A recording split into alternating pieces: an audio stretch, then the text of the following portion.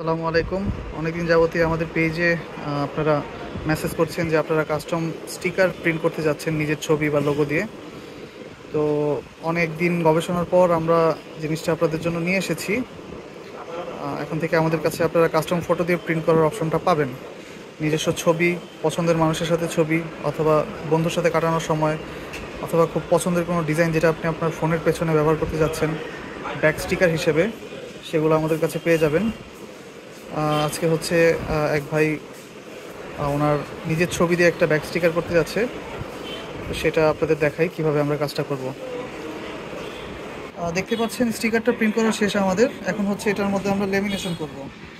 আমাদের কাছে হচ্ছে 3 ধরনের লেমিনেশন আছে, ম্যাট, গ্লসি, আর হচ্ছে আরেকটা স্পার্কেল লেমিনেশন। এখন এটার মধ্যে হচ্ছে আমরা ম্যাট লেমিনেশন করছি। প্রসেসটা আপনাদের দেখাচ্ছি।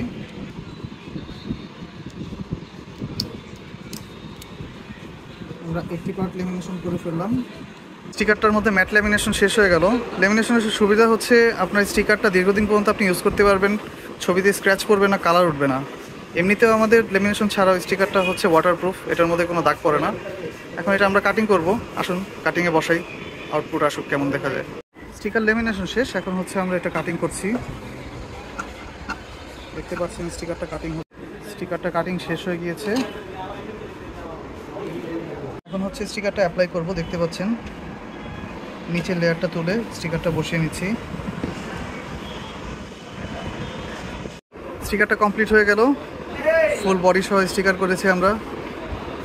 এখানে ছবিটা একটু ফাটা ফাটা মনে হচ্ছে। আপনি ছবি যেই কোয়ালিটির ছবি দিবেন, প্রিন্ট কোয়ালিটিটা সেরকমই আসবে। যত ভালো ছবি, প্রিন্ট কোয়ালিটি তত ভালো আসবে।